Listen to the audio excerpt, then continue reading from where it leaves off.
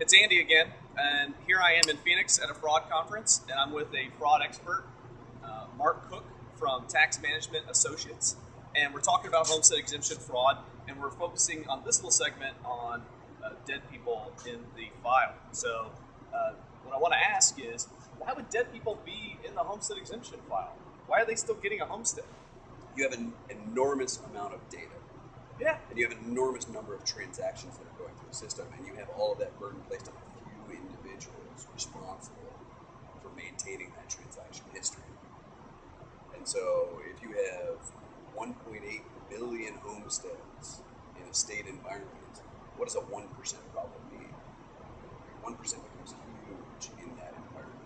So you have some people that are cheating, you have some issues with the data, and then you have some people that don't understand the process, and they don't understand how to remove themselves from the process. So you see dead people. You see dead people. You see dead people. Just cut to the chase. You see dead people. It's amazing. So tell us an interesting story on how dead people still come back to life and do things. Right. So in the majority of cases, it's very hard for dead people to speak. Right. So the dead person has a hard time making it down to the office and filing the rescission and necessary paperwork in order to get the homestead removed.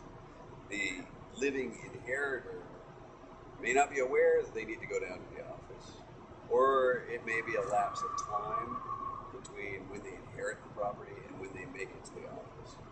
Right? So there are a number of problems or issues with actually getting that paperwork pushed through. But occasionally there are dead people that make it into the office that continue to file paperwork. I have actually heard they sign their names and stuff saying they want to re-up on the homestead exemption. Yes, they sign their name. Dead people can fill out paperwork. They can actually... Now, are these zombies, or are they just straight dead people? I mean, what is this?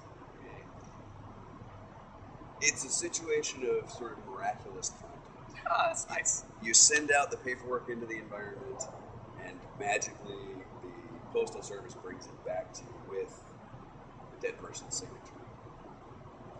Miraculous. Miraculous. Wow. Yeah. Okay, great. We're for the data that we've seen, we've had customers come back and say the record so far is someone dead since 1987.